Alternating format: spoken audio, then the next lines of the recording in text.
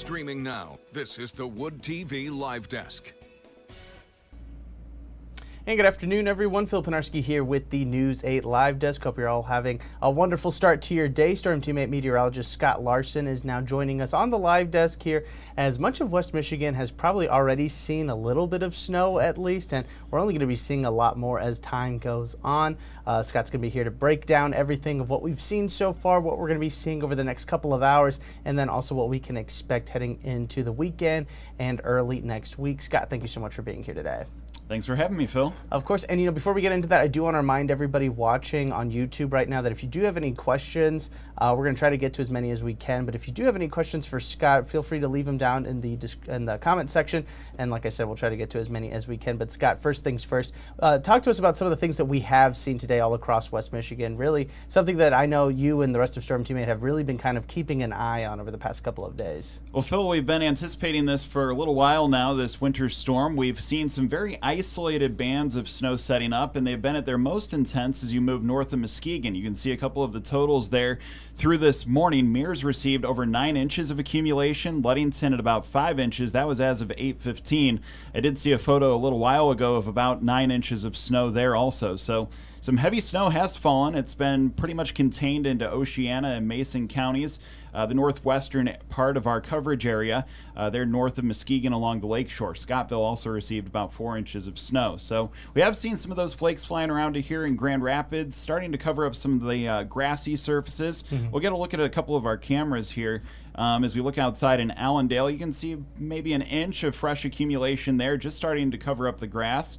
And as we look outside in Grand Rapids, again, we have seen some more snowflakes as we've approached the lunchtime hours here, but looks like that's going to be picking up the pace as we get into tonight, Phil. And that's what we're seeing right now, but like I said, it's really what's coming that we're keeping a close eye on. This is by no means the end of the snowfall that West Michigan is probably going to get. What's really the outlook looking like for the rest of today and into Thursday, Scott? Well, as we go through the rest of today, we are going to see the snow continue to become more intense, Phil. I think especially as we approach sunset later on this evening, that's when we should expect to see the snow really pick up.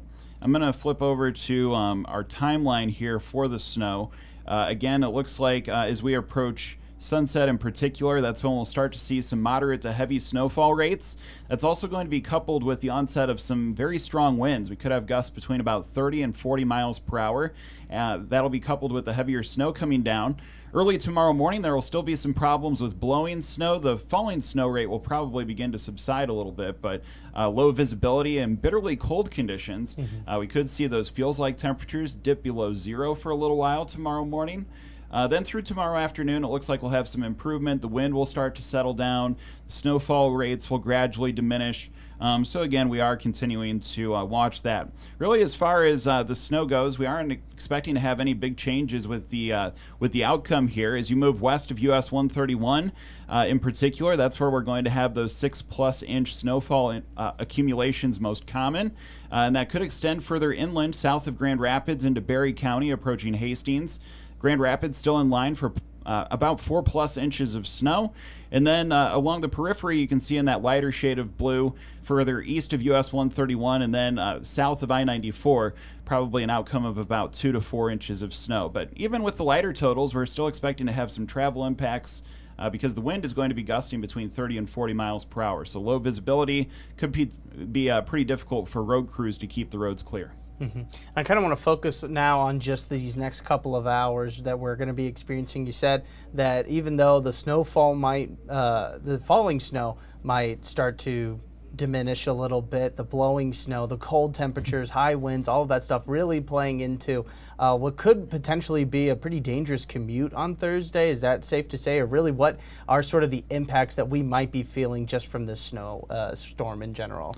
Yeah, travel impacts probably going to be at their greatest. I don't think there are going to be too many power outages, though there were a couple of reports out of Oceana and Mason counties just with some of the heavier snow stacking up on power lines and things of that nature. But as I was mentioning, there is going to be that snap as we get into this evening of that colder air starting to infiltrate.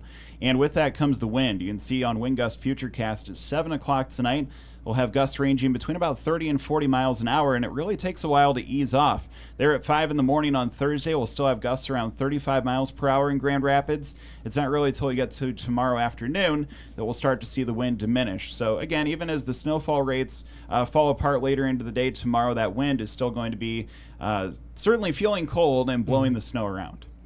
And I know this is probably a question best suited for Blake, but Scott, we do have a question from the chat on YouTube right now asking about school closing potentials. I do want to remind everybody that Blake does do these school closing predictions, which you can find on woodtv.com. He's got them throughout whenever we do have these sort of snowy storms and these systems that pass through West Michigan. So highly encourage everybody to check that out. But Scott, I mean, want to weigh in on that at all? Could we potentially maybe see some school closings or some school times affected by this storm?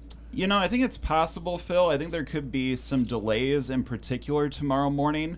The heaviest snow is going to be falling, I think, tonight, as I showed that that disturbance roll through near 7 o'clock this evening with the gusty winds and the heavier snowfall rates. So that is going to give crews some time to clean up the roads between later on tonight and early tomorrow morning.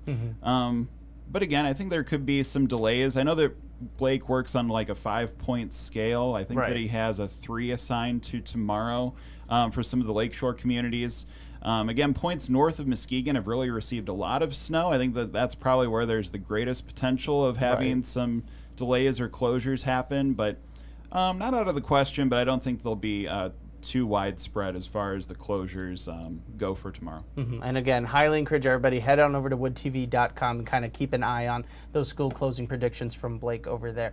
Scott, as we're kind of wrapping up, you know, we talked about it in the morning meeting this earlier today, just about the duration or what we could be seeing as we head into the weekend and really early next week. And it's kind of a flip script of what we're going to be seeing tonight and into tomorrow. Yeah, you know, we're going to have this really quick freeze and then thaw, which kind of following the similar pattern as what we had last week. So there's a look at our temperatures as we move into tomorrow and Friday. Tomorrow we're going to struggle to reach 20 degrees. Friday just a little bit warmer in the mid-20s. But then as we get into the weekend, near 40 degrees both Saturday and Sunday, mid-40s on Monday. That is also going to come with another chance of some precipitation. I'll roll through Futurecast here. You can see that the current winter storm, which is going to be impacting us through tonight and tomorrow, there again, as we get towards 7 o'clock tomorrow evening, things start to settle down with the snow. That's also the expiration time with our winter weather advisories and winter storm warnings. Could even have a couple glimpses of sunshine early on Friday. That's been largely absent here in the month of December.